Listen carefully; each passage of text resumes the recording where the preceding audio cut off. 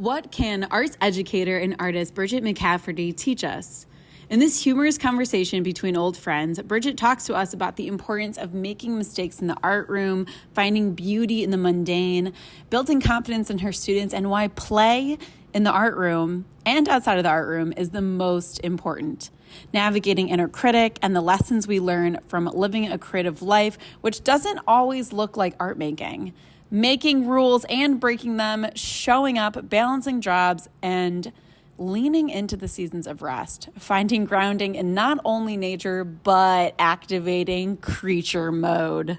Learn more about what creature mode is, find your creature mode, find your Bridget, and enjoy this conversation between old friends about living a creative life in episode 3 of Live in the Lounge, brought to you by the free art community, Lava Lamp Lounge. Listen to this podcast episode on Substack, on Spotify, or catch the replay of the live video on our YouTube channel. Links in the show notes for more. Welcome to Live in the Lounge. Here we are. Should we try to strike at the same time? Yeah, why not? Are you gonna count down? 3, 2, 1. That was pretty good. No, I didn't get My it. end.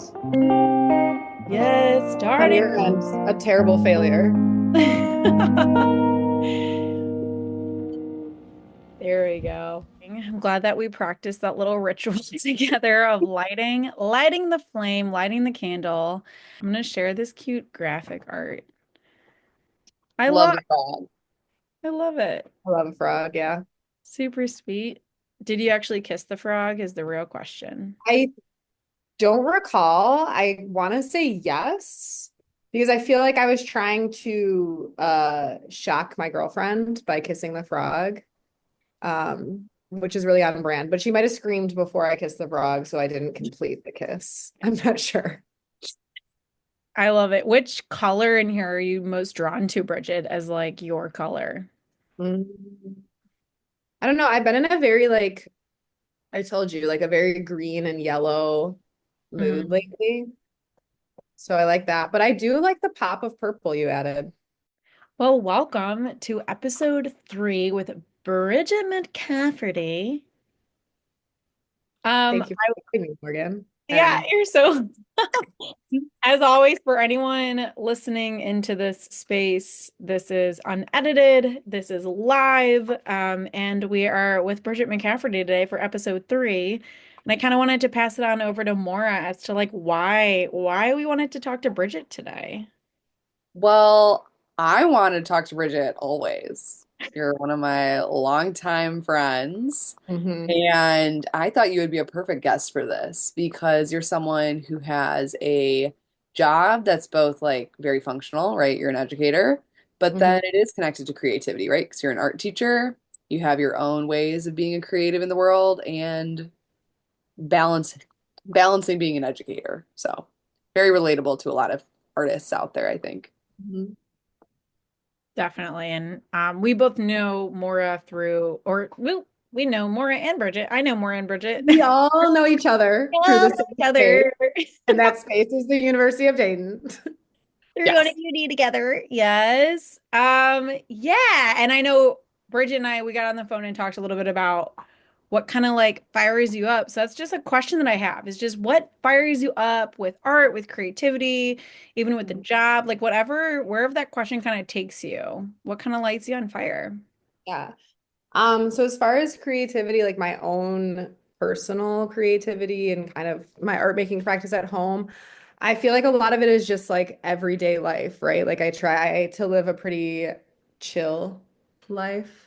And I spend a lot of times like walking and being outside and with my animals and with my friends and eating delicious foods and just like trying to live a chill life. And so I feel like recently at least I've been kind of artist blocked as far as like big ideas, right? Like I feel like I haven't had like a huge project that I've been working on lately or any sort of like big goal in mind, but I've just been trying to document like those smaller moments in my life and just like, okay, I snapped a picture on my phone because I thought my dog looked cute in this moment. So now I'm drawing this picture of my dog, or like I went for a walk and I kissed a frog and I took a picture of a frog. So now I'm going to draw a picture of a frog. Just really reflecting on what like daily living kind of is and looks like and how you can gain inspiration from that in your artwork. Yeah. So I want to ask you a question that kind of Yeah. piggybacks off some of what you just said, which is what is like a playful moment that you had this week that you found inspiring? Mhm. Let me think. Or the last month. I can make it a little broader. It is the winter.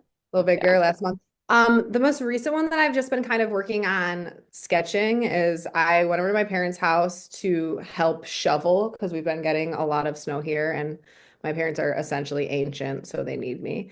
And so I went over to help shovel, and I was shoveling the driveway, and I dropped my dog off at my parents' house to play with their dog while I shovel. And I was actually kind of in a pissy mood, so I was like angrily shoveling because it was just like one of those days where you're just like, "Arr, arr, arr." So So I'm like, therapeutic though. yeah, it was honestly great. So I was like angrily shoveling the front sidewalk, and then I look up at my parents' like cute little Christmas decorated house, and my dog is just like in the front door, just staring at me like, and I was like, you're just so fucking cute. You're the cutest thing I've ever seen. So just like that moment of like, okay, I'm like pissed off for whatever reason, overstimulated. I don't even know why, anger shoveling. And then I look up and I'm like, oh no, like life is beautiful. The world is beautiful. There's these little beautiful moments of happiness. So I just snapped a cute little picture of her. And so now I've been working on just like illustrating it and watercoloring it and all that good stuff. But yeah. Mm. I love that. It reminds me of I had a similar moment where I went on and I walk like a little hike with my dogs, and it was also just like I'm overwhelmed, like let Yeah. me connect to nature. And I allowed myself to pause and I like looked behind me, and just the way that the sun, the morning sun was glimmering in through the trees and like creating that little sparkle on the Yes. snow. I was like, Yeah, I feel like every single life issue I have, as soon as I like go outside and move my body for like 20 seconds, I'm like, wow, I'm being the most dramatic person in the world, and I actually just need to calm down and life is fine. I don't know what it is about nature that Like, does I don't that. know, it's like The the wind hits my perspective. face, and I'm like, cured. Great. Thank you so Yeah. much. it's like the grounding element for me in nature. Like even today, I actually stood outside with my hot coffee and my slippers, and I was just like, I just want to feel the cold on my face and Yes, like have this steaming hot cup of coffee. And I'm just like, life is pretty good because I just have this warm drink to enjoy while I'm like getting smacked in the face with like a I cold love chill. that. But I love Yeah, it. Yes. absolutely. Well, I think it's really wonderful too that you're not only like experiencing these little like mundane magical moments, but you're actually taking the step of practicing like making art with it, with doodling and drawing and sketching and watercoloring and everything. And I want to like hear more about that process. Like I'm curious if it lives in a sketchbook page or a Mhm. book, or if it's like an individual page that you're ripping out. Like I would love to hear more about like what guides the moment into the material and what you choose.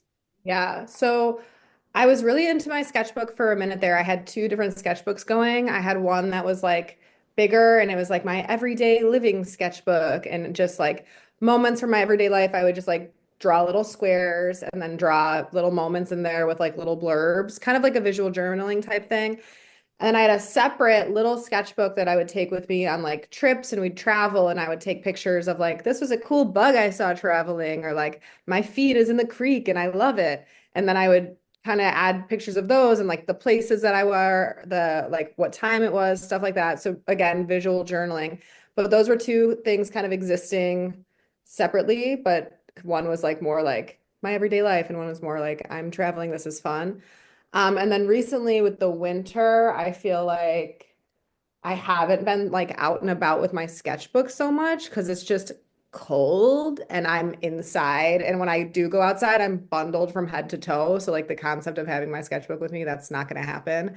You don't want to like use a pencil with a mitten and just like Yeah, no, it's what just I'm already happens. like not a great drawer, and then we're gonna add the mitten. Like it's just no, no. And I don't know. You should experiment. I think you I should. don't know. I'm not, I feel like I'm not that kind of person who can take away control like that. Like I feel like I would watch somebody else's mitten drawings and I'd be like, those are so beautiful and sporadic and in the moment. And then I would do my own mitten drawings and I'd be like, this is shit. Did a 3-year-old do this? This is disgusting. Um, so yeah, I've just been like taking pictures and then my one of my coworkers actually got this huge watercolor paper pad. It's like super long and skinny. It's honestly ridiculous.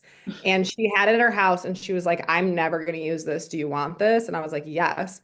So I've been using that right now because it's really nice watercolor paper. And I just bought like a decent set of watercolors because I was using the same set of watercolors from when I was in high school art. Oh yeah. And just recently, I was like, I am 28 years old. I have a job. I literally teach art. I can buy watercolors. What's wrong with me? You're resourceful. I am resourceful. So then I went on Amazon and then I bought like a $60 set of watercolors because I was like, 90 seems excessive, but 60 I can live with. Um, Well, so and I've I been, think even just to pause there with the material, like I was just in Blick the other day. It's this art store, and I don't even remember ever being in there in my life, but I spent $60 too. But I was just like, no, this is worth it. These are yeah, like I bought pieces of Stonehenge because I have this idea of making like my own sketchbook, but yeah, just like reaffirming, like, all right, yes, like purchasing these nicer materials. Like I was on Amazon the other day looking for markers to buy for this workshop I was hosting. And I decided that instead of buying like the $20, $30 one, I actually bought like the nicer ones because they were going to end up being the ones that I use. And I'm like, I deserve this. I'm going to do this. And I think sometimes those like little risks of investment is really mhm. so worth it. So I don't know, like that just brought that up for me of like, yes, I'm so glad that you got some like a Yes. nicer set. That's Well, I cool. was talking to my sister about this because and I was literally just talking to Maura how February is my worst month, and I'm just like continuously in a depressive episode It's a every terrible month. terrible month. So Yeah. I was just talking to my sister because I had a mental breakdown this week and decided that the way to fix it was to spend $200 on snow tubing tickets, which is literally like you're sledding on a fancy tube. And I was like, yes, I need to spend $200 for me and my girlfriend and my sister to go snow tubing. Like it's the only thing that will cure me. And so then I did, and then I refused to let anybody pay me back because I was just like, I need this right now. I need it. And my sister literally was like, yeah, Bridget, you never treat yourself. Like you're allowed to make a ridiculous purchase once in a while. Mhm. Some people Um, feel winter too. Snow tubing one time seems no, it was not. It yeah. was, well, right before I made that purchase, I was looking like, what if I just go to Florida for the weekend? And that was going to be like 2 grand. So I really feel like I scaled it down and my therapist is going to be very proud of me, I think. You made a Okay. really reasonable financial I choice. think so. I think so. It was between 2 grand and $2,000. So I basically saved $1,800 this weekend, is what I did. I want to circle back to the material that you guys Yes. were talking about, like buying these like new nice art materials. I'm wondering, are you precious about it, or do you immediately like break into it and really like use it? 'Cause I'm Mm. kind of precious about it, and I Yeah. have to like do some like messing things up a little bit to like kind Yeah. of warm up to the materials, you know? Because there's Yeah. something really familiar and nice about using the same watercolor set since high school. It's like you don't care. It's not precious. Yeah. You've had it forever, you know? I feel like I'm really not that precious about my art supplies. And I feel like a lot of that does come from teaching small children art and watching them Mm. just like go at it. Like there is no reservations there. They are just like, this paint stick seems cool. I'm gonna smush it as hard as I can onto a paper. And I'm like, you know what? Honestly, I'm not gonna let you do that, but hell yeah. Like I need Oh, that energy. okay, Um, that energy. Let me just like pause you there too and just be like working with kids and seeing and witnessing this just like organic play come out. Like, do yes. you, one, how does that affect like just your work? Like you touched on it a little bit. And then curious is if you have those students that are hesitant about what they're doing, or if it's just like they are just fully putting themselves in their work and just playing. So talk to me about like your observations in that art ed space. Yeah. So I teach only preschool, kindergarten, and first grade. So I teach like the littles. So the majority of them are just like so hyped to be there. Like they don't care what they're making. They don't care if it looks like trash. They are going to hold it up and they are going to tell me exactly what it is. And they are going to be so excited to bring it home and show mom and dad. Um, Now, occasionally I will get a kid who's like super self-conscious about what they're doing.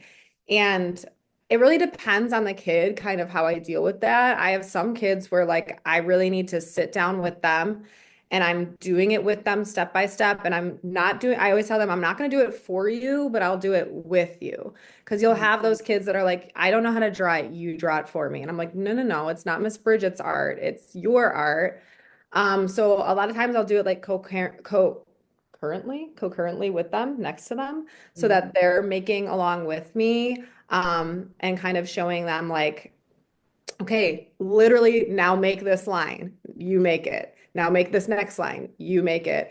So just kind of skill building and building that confidence so that the next time they're like, oh, I did it just like Miss Bridget, I can do it again. And then I spend a lot of time, especially with like the kindergartners, talking about like making mistakes and how that's like really totally fine. And so even in my demonstrations, sometimes I'll like accidentally make a mistake. It'll be like a very on purpose mistake. And I'll be like, oh my God, Miss Bridget just cut outside the lines. This is terrible. Oh my gosh, I need to quit and stop my whole project because I just made a terrible mistake.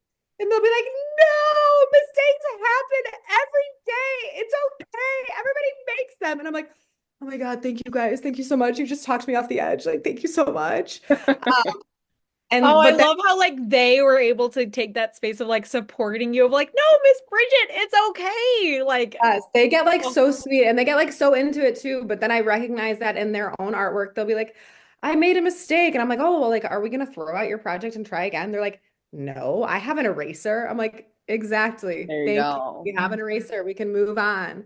Um, So yeah, just really explicitly teaching to them that like mistakes are fine, especially in the art room. There's so much pressure on these young kids nowadays between like curriculums and testing and everything else. I have 5-year-olds who are being tested on their computer multiple times a year and like have so much anxiety over it. I'm like, the art room is a beautiful space that you can come in. There's really no right or wrong answer. I always tell them as long as you are treating our materials respectfully and you're making things that are appropriate for school, like make it your own. I don't care. Mm.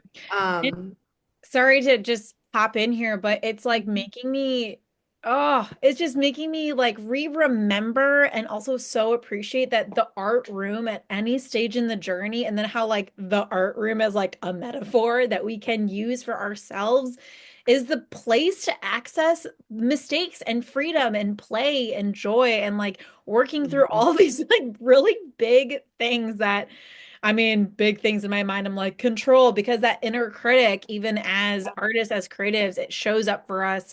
And I like being through the art ed program, that we went through, Bridget, like it makes me think about how the art room and being in that place of being a teacher in that space is just allowing them to like expand their notions of what they can do and build that confidence, because so many of us and I'm only speaking for myself too, but just like going through the art, like my art education experience, like not being able to draw the thing that my art teacher could draw, or not realizing like, oh, I'm not making this the way it is, and feeling like that shame of like, oh, when people are like, oh, I can only draw a stick figure and stuff like that, like just think there's so many lessons here that we can take away of like just allowing ourselves to experiment and try and make mistakes and like just do that all over again and use the art space and creative space as like that place to do those things in.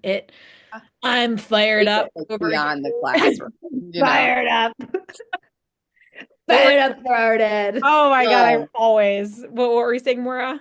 Well, I was saying, and it's just like, so when you were saying taking it as a metaphor and, using it even outside of the art room, it made me think about some of my early elementary school teachers and the way that they taught us self-talk, right? And how some of those phrases have like stuck in my head as an adult. Like I had a gym teacher in elementary school who was like really quirky. He was total genius, but he used to say these things like, you only got, we'd all have to say like one body, because he like wanted everyone in the room to know like how important it's just like special your like one body is, So you good. I know? love it so It's much. it's making me think about you being like, making mistakes is okay. And they're gonna think about it in your voice, like Oh as an my adult, God. probably. Yeah, my hair like sticking straight up in the air and my eyes are bugged out of my head. And I'm like, mistakes happen.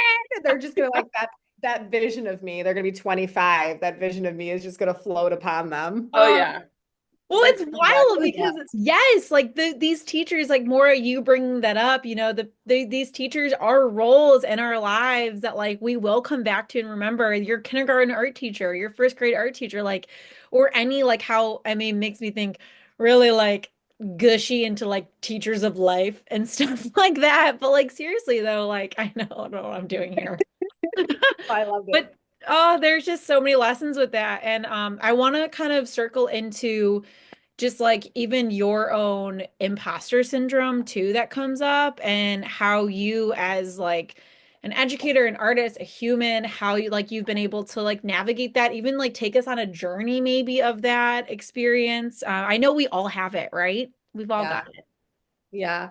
Honestly, I would say as far as like my big issues that I have with imposter syndrome, and Morgan, you and I have talked about this before, is that I just like make up rules for myself to follow. So we were Mhm. talking about how a lot of times I struggle in my art making because I can't like I'm at school, I'm telling these kids like just try something. If you hate it, it's fine, whatever. And then I go home to my house and I'm like, wow, that's terrible. I can't try that. I'm doing a bad job. Or like I'll just like make up rules of like, oh, I've started this project, so now I have to finish it, like things like that. And it's kind of like, why? Like my art making is not my source of income. My teaching is my source of income. My art making is something I do for me to relax, to make me feel more connected to the world around me. But then I'm sitting here and I'm not relaxed because I'm like, well, you can't start this project because you didn't finish the last one you did. Girl, why? It doesn't matter. It really doesn't matter. Get over it and do it. So does teacher Bridget like come back to you in your head in those moments at all? Sometimes I just kind of yell at myself because I'm like, wow, you would like yell at your kid right now for acting like this. Like you would be like, just do something. And now I'm sitting here not doing something. Um, so yeah, honestly, And and sometimes also just want to pop in, like if you didn't know, like Bridget, if you're like, I'm yelling at the children. Like I yelling at them. I hate them. like one thing that Children I are love. terrible. Oh, I love it. But one thing I love about you is like the just like the deep dark humor that you can get to. Because I know you're not actually yelling, but you're just being I like, actually so rarely yell at the children that just recently I did yell at a kid because he was making a very unsafe decision. And I like yelled across the room, and the whole class went into silent shock. They were all like mortified. And I was like, I'm sorry. I didn't mean to scare y'all, but he really needed to get up off that table. Like, I don't know what was happening, but it needed to stop. Like, well, that's why um, I want to bring it up because I'm like, whatever Bridget's saying, take it with a little bit of a grain of salt because it's feel probably like the not. next job I try to get, they're gonna like hear this podcast. They're just gonna hear a snippet of me being like, I hate children. All I do is yell at them. I'm gonna be blacklisted from They're gonna all be like, Oh we're God. not gonna hire Miss Trunchbull over there. yeah, literally. They're gonna be like, girl, Even okay. though you constantly talk about how you're trying to be like Miss Honey. Isn't that the name of the like sweet teacher in Yeah, Matilda? that's me. I'm Miss Yeah. Honey. Miss Honey. Sweet I don't actually honey. think I am Miss Honey. I had students at my old school tell me that I looked like Miss Honey, which felt very misleading. I had students at my old school tell me I looked like Billie Eilish. I was Okay. like, I feel like you're just choosing people. Like, I feel like picking a white woman and being like, that's her. That's our teacher. I was like, no, no, girl, no. Kids say the people, humans say the most Yeah. absurd, weird Well, things. my children at this level don't understand if I'm a boy or a girl. So they all Mm. call me Miss Bridget, right? Miss. They don't understand that Bridget is my real name. They always ask me every day what my actual name is. And I'm like, it's Bridget. Like, I don't know how to clarify this for you. And then they'll be like, are you a boy or a girl? Like, you've called me Miss Bridget for 3 years. I am a girl. Thank you so much for asking. Interesting though, like It's just the short hair. It throws them off. right, but even just how like those little things like the gender norms that we see in society and like they just like integrate in that way just in all these spaces. You know what I mean? I totally like I know what you're talking about. Like someone told me today that I mean not today, but like recently that because my hair is purple that I'm like in the queer community or like representing them. I'm like, no, not necessarily. But I just like I find could it try, fascinating. but no. Just like the non-conformity of it all is yeah, that's a whole Yeah. thing for sure. Well, it's funny because it's like they recognize that I don't look the same as a lot of their other teachers, and I don't look the same as a lot of their parents, but they Mm. don't actually care. They're just like curious. So they're like, "Are you a Yeah. boy or a girl?" And I'm like, "A girl." And they're just like, "Okay." But Yeah. like don't care at all, just moving on with their lives. Yeah, Mhm. no I had shame. after the Super Bowl, I had a kid ask me if I watched the Super Bowl, and I was like, "No, I don't. I don't really watch the Super Bowl." He said, "Oh, maybe once you have a wife, she'll make you watch it." And I was like, you either like understand way more than I think you do, or you're so confused right now. It's just like, I was like, yeah, maybe she will. I don't know. I don't know. Let's move on. Oh, Everybody. no, it's fascinating. Last year when I was working at a school, I cut my hair the shortest it had ever been, and it was just curly. And I walked into the school and I had every kid looking at me saying, like, you look ugly. Like, where's your hair? Yes. And I was like, "Whoa," but it was an Yes. interesting experience to be like, I think I look pretty cute, Yeah. and just to like kids will tear you down like that, but it is I just had a kid ask me why I have orange teeth the other day. Bro, I did, first of all, what? Just in the middle of the hallway walking by, Miss Bridget, why do you have orange teeth? I was like, I go to class. I don't know. I don't. Go away. You should have responded, well, I'm an Oompa Loompa, I'm so an Oompa Loompa. They would believe me. they They, would. I also, so I have this mole on the side of my face and I've had it like my whole life. And every year, multiple children ask me, like, what is that? And they don't really understand it. They think it's a pimple. They like get very confused. But my favorite one was I was in the middle of a story. I'm reading the story. The kid is sitting there with his hand up for the whole story. So I finished the story and I'm like, oh my gosh, like, thank you for waiting so patiently with your quiet hand. Like, what is your question? He said, what's that on the side of your head? I said, oh, that's a mole. It's kind of like a birthmark. I've had it my whole life. He said, oh, you know, you could get that removed, right? I was like, Like a first grader? yeah. I Oh, couldn't, I but have I don't really feel the What'd need. you say? Like, I like it there. Like, I was literally just like, it's part of my face. I've always had it. It's fine. yeah. What's going on now? Oh, it's so interesting for anyone who's like listening that has worked with kids too. Like I have this scar in my elbow, and I remember when I was substitute teaching, like a little kid pinched it and they just said, "This is the most disgusting thing I've ever seen."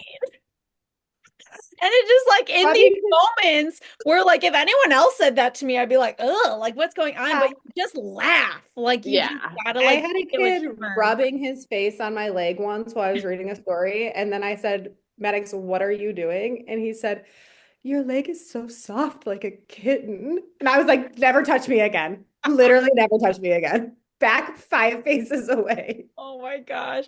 Personal space, some boundaries. Here we Mhm, are. mhm. But he And then, probably oh my God, I have one kid whom I love so much, but he has a lot of stims, so he's very wiggly on the carpet, right? And so I'm always trying to play the balance between like, I want you to stim and get that out, but like I can't have you kick another child, you know? So I'm always kind of like, hey, like, let's calm our body. And then if he like crisscross applesauces, I'm always like, oh my gosh, look at the beautiful way you're sitting. Like, thank you so much, you know? And he walks into my classroom the other day and he sits down. He goes, Miss Bridget, look at my beautiful body. And I was just like, no. No. Oh, You're like, let's beautiful. try that again. No. It's like, it Oh, looks beautiful. Thank you so much. Let's get started now. oh my gosh, I love that. You, Cherish mentioned in the comments, just like this is the best conversation. I miss working in childcare. Oh, they're such Yeah, freaks. I love it. we were all once like this though, you know? I'm Yeah. sure I said the freakiest things as a Well, child. it's also like they develop this relationship or trust or like thing with you. So the fact that they're just flopping Yeah. that out, I mean, it's the art room that you're gonna hear that Yeah. in. It's a space of safety. It Yeah. is. Well, especially because like my classroom is one of the only places where they're talking for most of the class, right? Mhm. Like they come in, we have like 10 to 15 minutes where I'm introducing a lesson, reading a book, showing an artist, like something like that. And then for like 35 minutes, they're just making, and I'm totally fine with them Mhm. talking. I'm totally fine with them talking to me, talking to each other. And normally in like a traditional classroom, they don't get that time to really like with their peers. And so, yeah, I feel like I hear the most unhinged things because they are just talking the most in my room. They're learning social skills. Yeah. Oh my God, yes. And so many of them need that. So Mhm. that's great. Oh, I love it. I love it. I love it. Any other questions that come up? I know I could bring up a couple things for sure that come to mind. But yeah, Maura, does anything pop in for you or even Bridge of what you're like, I want to talk about this? Yeah, I want to ask, is there a moment in teaching that you feel like you're the most proud of, or in art making? Either or. Mm, I don't know. It's a hard one. I feel like I have multiple m moments in teaching that I'm not necessarily proud of, but have made me like realize like, oh yeah, like this is why I do this. Um, I'd say just most recently, my school had like a cultural fair, and so it was after school, and I volunteered to help like with the art making sessions in the cultural fair. And so it was just like everybody from the community like had set up booths and were like celebrating their cultures, and they had their family there, and they were all in like their traditional clothing and traditional foods, and there was all this like dancing. And like the kids were just like so excited to like see me and to share their culture. And this one little boy, Kevin, just like took me by the hand and like brought me to the Lithuania table and made me try every single food in the Lithuanian table. And every time I like took a bite, he'd like stare at me and wait for me to be like, "Mm, yeah, it's like so good." Um, but it was just like such a Hmm. beautiful thing. And it was like, it was last week, and it was just one of those weeks where I was like, I'm so tired. Like, I can't give any more of myself to these kids. Honestly, I was mad that I had to stay for the cultural fair because I was like, I signed up for this when I was in a better space mentally, but now like I don't have the energy. And then I ended up staying up for the whole thing because I was like, this is just reviving me watching all of this. And then I watched the dances, and I had to remove myself from the situation because I was like, I'm gonna cry at like a 5-year-old doing a traditional Polish dance right now. I'm like not sure what's happening to me. Um, so just like moments like that where I'm like, okay, like what we do, sometimes you just get so lost in like the chaos that is teaching and the Hmm. bureaucracy that is teaching because it is a state-run institution, right? And there's so many issues with it, and just everything that's happening with our president and everything now too with the Board of Education. It's just all kind of up in the air and scary. And so sometimes I just really get caught up in it. And then it's moments like that where I'm like, okay, no, I love what I do. And I'm like so thankful to be able to do what I do and grateful. So yeah. Yeah. Oh, that's super sweet. And something that I took away from that is like in these moments where you're mentioning, like, I was tired, like chaos. Like, I probably just really needed a nap or like a day of just there. But Yeah. I signed up for this thing. I'm gonna show up. Like, I've been in that situation before where it's like, Oh oh, I yeah. just want to stay home. Like, but I have to go to this thing. And then when you go, like when I've gone to those things, you talk to someone, you meet someone, you see something, and then you're like, wait, whoa, like there's Yeah, you're this like, I'm background. revitalized. Yeah, totally, for sure. It's like the Yeah. power in showing up. Yeah, even when you're like maybe not feeling it, and how some magic could happen with that. Even you being just affirmed, like, yep, this is exactly what I'm supposed to be doing. Yeah. And it's also just like for me, it's consistently trying to find that self-care balance of like, okay, if I need to skip something, I can. I can allow myself to do that. But also knowing like sometimes sitting at home in your cave by yourself with the TV on is actually not the best thing for you, even though it's the only thing you want to do. Can be really And isolating. pushing- Yeah. yeah, pushing myself to go and be out in the community and do something. It's just finding that balance. Well, and it's like what you were mentioning earlier with like carving out time and space for even your own creativity. Like, talk to me more about that, especially with balancing work-life balance of being an educator, like being in a relationship, having animals to take care of, like also serving your community, because it's not just art making, it's like you go to these events, you put on these events, like all of the work. So tell me about how you've been able to like carve out time, balance in a way, like this creative part of yourself. Yeah. Um, so I'm definitely like a very structured person. I'm very like routine oriented. Um, so I really feel like that helps just having like a general structure of like, okay, today I'm going to walk the dog for this long, and then I'm going to try and sit down for this long and make something, and I'm going to try and do this for this long. But honestly, I was actually just talking more about this. I feel like I have been a little lax in my art making. And I feel like just letting that kind of ebb and flow.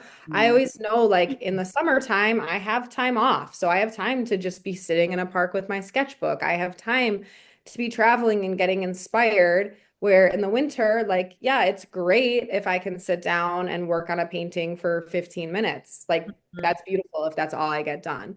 So just kind of being more kind to myself and also understanding that like creative living isn't just my art practice. And this is what Maura was saying to me earlier too, is like creative living is about how I experience the world and just the fact that I'm like, I right before this I made a soup and it was honestly the most creative moment of my day. I love it. It was great. I made a beautiful vegetable soup and that was lovely. And that might be the only like quote unquote creative thing I do today, but that was like so nourishing and fulfilling to do that. So Yeah, and just that's like why we started this podcast in a lot of ways. I love the thesis of living a creative life and trying to represent what that looks like for different people with different jobs, balancing different things, who make different things, who feel creative in different ways. So I appreciate that you brought that up. And I want to know more about this soup. Like, what kind of flavors were in there? What kind of veggies were in it was there? a really simple soup. It was a minestrone soup. So I just chopped onions, celery, and carrots, got that all going with garlic, and then just put like a bunch of different cans of vegetables in there, some broth, and some noodles. And I was like, easy, delicious, Yummy. nourishing, beautiful. And now I'll I it for a week and a half. Oh There you yeah. go. I Um really relate to the cooking thing as being sometimes the most creative part of the day. I feel like, especially in winter when I have such little energy and it's just about getting through the day, sometimes that is the biggest moment of joy is just sitting down to chop some vegetables and kind of warm your face by some soup. And it reminds me that it's like I come back to that affirmation of like being an artist, being a creative person is not the producing, the like machine of making the thing and seeing the thing. And there's ways of, I mean, I guess like making things like actual food, but even like as I stepped outside on this like super cold 17-degree morning with just like my hot cup of coffee and just like feeling the steam, I'm like, these moments of looking of witnessing the world that we're in, like these little creative acts, like by the choice of what sweater you're wearing or the way that you decorate your place or organize something or make something, cook something, all of this is a part of it. And I think that part of me, like so many years ago when I first graduated college, I was so stuck on this idea that being an artist is making things all the time. And I am able to just recognize that it's so much more than that. And it doesn't need to be this like making, because to all of your points, like we're in seasons and there's seasons of work and productivity and working on projects and then making. But the season of rest in winter, there's a beauty in just spending 10 minutes doing a little painting if that's all you are able to do for that day, like you were saying. So much beautiful things with that. Yeah. Um, Trisha actually asked a really good question in the comment section over here. She wanted to know what is the most important way you romanticize your life? Yeah. That kind of connects with what we're saying. I thought it was a great Mm. question. Yeah, and so that's a great question. I really feel like kind of on track with what Morgan was saying, like really just trying to take a second to uh acknowledge the beauty in this like simple mundane world around you. So like I've been down in the dumps lately. We have addressed that multiple times. It's February. I'm unwell. But on Friday, I got home from work and I was just like hanging out with my dog and I was kind of like, "Meh," whatever. and it started snowing. And I was like, okay, like I can either sit in here and be annoyed with life, or I can get all bundled up. I can bundle up my dog and we can go run around in the snow like we're 6 years old. And so I bundled up myself. I bundled up my girlfriend. I literally zippered her coat for her. And then I bundled up my dog. And then we just like, literally, there's like a field next to my place. We just ran around in it like crazy people. We like pushed each other into the snow, just like so stupid, right? So it's like it's something that's completely unnecessary and like I didn't need to do, but No, it's completely necessary. it was completely necessary. It was necessary for my mental well-being. So just taking those moments to really be like, okay, like life is hard. It's a lot right now, but there's snow outside and I have a dog and I'm gonna go roll in the snow. Yeah. And I think it's just like the only way to continue to do hard work, whether you're an educator or, I'm going into the mental health field, it's so necessary to find spaces for play, to like revive yourself, to replenish, to ground, to just like have a good time, to be silly. We need more silliness, I think, in the world And right that is why I spent $200 on snow tubing tickets. This is Full why, circle. for the silliness. And Cherisha, I love how you're a part of this live, and you're the first live lounger to be a part of this. And I love how you're adding to it. Cherisha mentioned in the comments, like spaces that you can truly just be yourself, right? Spaces that are freedom, like play is freedom, and that just non-judgmental space of, like, I was talking to my partner about being like, I miss being in a creature. Like, I want to be a creature. And I just want to, like, Yeah. you know, Yes. I want to be feral. literally, you know what I mean? And there's and just even tell him like I'm gonna be a creature for a minute and just like be an animal. And it I makes love that. right? I Oh, was like, that's so good. it It's is. time for creature mode. It's time for, Activate. right?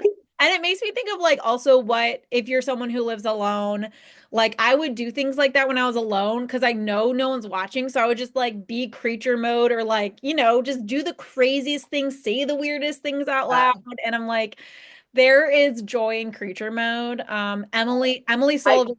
Oh, go ahead. Oh, I have a question about creature mode because it's super relatable. Everyone has a creature mode. Everyone feels this, especially when you mentioned living alone. I want to ask, is there a song that like puts you in creature mode? Either of you? I love this question. I'm trying to think. Gosh, I don't know. Maura, what's the song? You obviously asked with a song in mind. So what's the Yeah, song that do puts you have you one? Um, One of mine, I think it's anything from when I was like an early tween puts me Mhm. into creature mode real fast. Like the Wicked soundtrack, that'll do it for me some days. I also early Rihanna. Okay. And what else? Do you guys know this song by I want to say they were called the Ting Tings, but it might have been the Thing Things. I don't know the name of anything. It's part of Ding, my ding. Yes. but you know that song Shut Up and Let Me Go? Like Yes. that would put me in creature mode really fast. That's honestly Okay. a bop. Yeah, You're gonna like Cherisha listen to it mentioned and listen Pirates to of the it. Caribbean Oh sound. yeah. Pirates of the Caribbean, great one. Yeah. Yeah, absolutely. I think it's interesting to try to even have that sense of awareness of like, what is your creature mode? Is it connected to music and that's just like coming out? Or is it like, for me, it's like just the weirdest, craziest like sounds and just like, like it just like being a creature. You're a So, creature. I feel like I make up a lot of songs. Like I'll make up a song about what my dog is doing at that moment and then just like sing it very loud. A lot of them are like I make up like bluegrass style songs in my house. Like if I had an imaginary bluegrass band, like we would be singing songs about my dog and that's how the songs would go. oh my gosh, I sing to my dogs all the time. I use the craziest, most beautiful voices to my dogs. It's wacko. And I love how like these types of things, these like acts of childhood joy of even being in the snow and like pushing someone over and running away or like Yeah. popping out of places, that like hide and seek feeling. It's just it brings us back to this like state of play and joy. And it's like we need this as humans to like, especially as this like chaos around us is always Oh yeah. swirling when it comes to politics and government and war in the world. Like, how are we able to find grounding in creature mode, like in our childhood? Sounding in creature mode. I love this. Does anything else come up? Like, I love how live in the lounge, like something that was really the start of this is like talking to people about what they want to talk about. Like things, because Mhm. I have been on in interviews and podcasts where it just is an interview, like it feels, Yeah. and that's what I love about this space is that it's just like, hey, what do you want to talk about? Even if it's just random, right? So is there anything that comes up for you that you're like, oh, like let's talk about this, or something that just comes up? Yeah, I mean, I can always tell more unhinged children's stories if you're trying to fill some time here. Oh, you can tell us one of those. Oh, Good. I mean, so I'm never gonna say no to an unhinged. I know. Well, the one that just happened recently was we had a snow day recently, so I was Zoom teaching. So I'm Wait, just you just Zoom teach on a snow day? I thought that for was a like bunch of 5-year-olds. Picture this. It's me sitting in my living room, blizzard outside, on Zoom with a bunch of 5-year-olds who do know how to unmute themselves. So it's just screaming. yeah. But I'm in the middle of a Zoom lesson and I don't even know which child asked me this because there's so many just like on the screen. He just unmutes himself. He goes, Miss Bridget? I'm like, yeah. He goes, I was wondering, would you want to come over to my house tomorrow? So wholesome.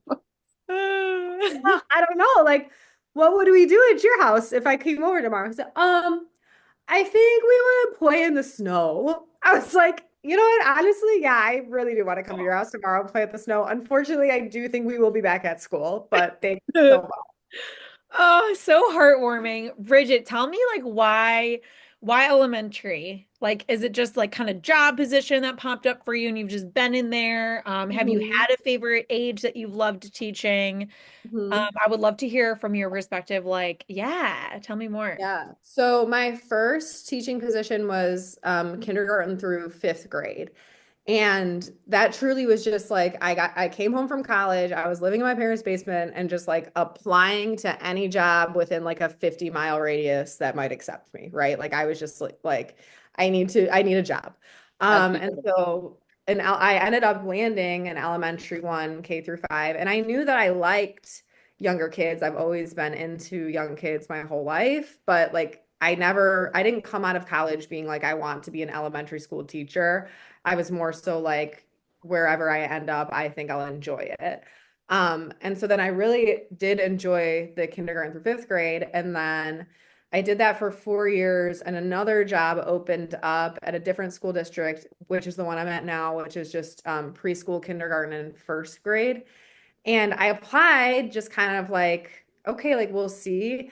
And at first I was kind of very weary of it because I was like, I like the younger kids, but they are so much. Like you just need to be dialed in all the time. Um, but within like, I want to say like my first month of being there, I was like, no, I love this. And I think it's kind of a mixture of things. It's like I said, the kids are just so excited to try anything. Like I will pull out a marker and be like, today we're going to use these skinny markers. And they'll be like, "Ah!" and just like lose their minds. So I think it's part of that. I think it's also that like it really does connect me to like a silliness inside of me that like I've always had that is just like I get that gets to be part of my job, right? Like I get to go to work and be silly, which is an amazing thing. And I Mm. was actually talking to one of my coworkers about this because I had a kindergarten class in there and they come in with a teacher's aide and I was trying to tell them to clean up and they like weren't listening. So then I started going bum, ba-da-da, ba, ba, ba, ba, ba, ba, ba, ba, ba, ba, ba, ba, ba, ba, ba, ba. And like I did the whole thing and then the kids were like so lit. And then the teacher's aide was just like laughing so hard. And I was like, this is like that right there is the reason why I could never have another job because I would be in a corporate setting behaving like that. Where like now my bad behavior is like an attribute where if I was in corporate, I feel like people would be like, what is going on with this crazy person? Okay, Um, but the difference is that's like a wholesome way to be kind of silly. Some people are in corporate being unhinged and having like unwholesome bad behavior, you know? Like I would love if someone in a corporate office stopped in the middle of the day to just like and did that. do that little announcement. Yeah, Yeah. Be like, hey, I just have an announcement to make, guys. that's Um, it. But yeah, no, and now I that I've love that. I love how like your position in work is allowing you to be in those spaces like being yourself, of being goofy, of being silly, of being also that like adult model of like just being a goofball. Yeah. And like I love that you're in that position like with the kiddos to be in that space of like learning with them and like entertainment as well. Because yeah, and just to pop in here too, Cherish, I mentioned in the comments, um did you have, so when you were a kid, did you have a best friend kind of feeling when that was an adult, whether it was like I don't know if anything comes up for you like that, but like when you were a kid, and please Cherish, correct me if I'm wrong if I like misread that question, but Mhm. yeah. That's a great question. I feel like Um, I don't know. I feel like my parents were always like parents, they were like strict Mhm. Irish Catholic parents, but then they were also like my buddies. Because I was the oldest child, and then my sister wasn't born until like 6.5 years later after me. So for a long time, it was just like me and my parents. So I feel like I did always end up doing like a lot of, and my parents were very playful. Like they were strict, they were disciplined, but like when it came down to it, like my dad had all these weird games he would play with me, and my mom would like play dolls and tea party with me. So they were always very playful. Mhm. Um, so I feel like play has always just kind of been a part of my life. And then as I grew up, like I didn't really lose it. Mhm. Um, Thinking back as far as like teachers, I don't really have any teachers that I look back on and I'm like, they were my bestie, but I definitely have teachers that I was like, that was a fun, crazy person. Like I had Miss Jousma, my fourth grade teacher, who had like random pet lizards. And it was like our job once a week to take care of the lizards. And she was just like an unhinged woman. And honestly, fourth grade me loved it. I was like, this unhinged lady is the best. And I feel like that's probably similar to a lot of 6-year-olds feel about me. Yes. Oh, for sure. Well, something I'm taking away from this conversation is one, how can, and I'm saying this to myself, but I hope our listeners are like asking themselves this question, but how can you carve out or create that space for creature mode? Like whatever your creature mode is, And maybe play. like visual journal or like just think about like what is my creature mode? Uh, Do I know that space? What is that? yes. My Um, sister refers to it as my gremlin personality. So I feel like ooh. Yes. Gremlin mode is what I say too. Okay, gremlin I creature. feel like that falls under the creature mode umbrella. Oh yeah, there's an umbrella for it. And like the umbrella just feel umbrella. The umbrella feels like play for me. You know, like this conversation is making me just think of like how can I activate more play like in my life that is just going to be connected into my like creativity and humanhood and all these little creative acts. And then something else that popped up for me just from the beginning of our conversation of just making mistakes. Like I'm now when I'm in my studio space, I'm just going to, and by the way, I say studio space, it's a fold up table, like nothing fancy schmancy, baby. But I'm going to like think of like teacher Bridget, quote unquote, like yelling at me or being Yeah. like, this is a mistake. This is great. Like keep going. Like all Yelling at you, aka speaking very kindly to you. I love that. Maura, what are some of your like takeaways or tidbits to leave us in? I think one of my takeaways and tidbits is that spending money on fun and joy is sometimes really, really worth it. I love that you shared that you're gonna go do some tubing on some snow with your sister and your girlfriend.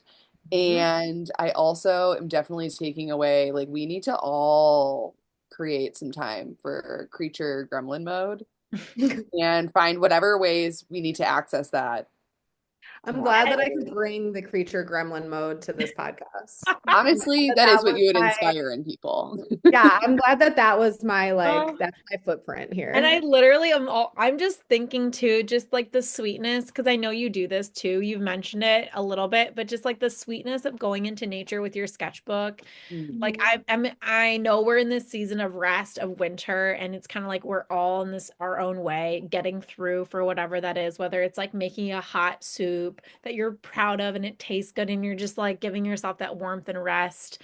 Or snow tubing and like getting Yeah. out there and playing. But it's making me really excited about this other season that's going to be like turning over here soon where we can just go out and explore and see the Play. little things pop up. Yeah. Oh, Bridget, I'm Um, so happy we brought you on today. I just love you. to close things out, I would really like to share a story that I feel like encapsulates what Bridget is like to me. Um, one of my favorite memories with Bridget was when I went to her house and we were going to go frog hunting and we couldn't find any frogs. And so for some reason, I don't remember who decided it. We decided we were going to go get harmonicas and teach ourselves how to play the harmonica. So we went to like two music stores to go locate like $7 harmonicas. And then we were like being really serious about it, looking up like YouTube videos for like how to play these harmonicas. And yeah, it's that kind of play and silliness and lightness that I think you bring for other people, probably for the kids that you teach, and certainly for me as your friend.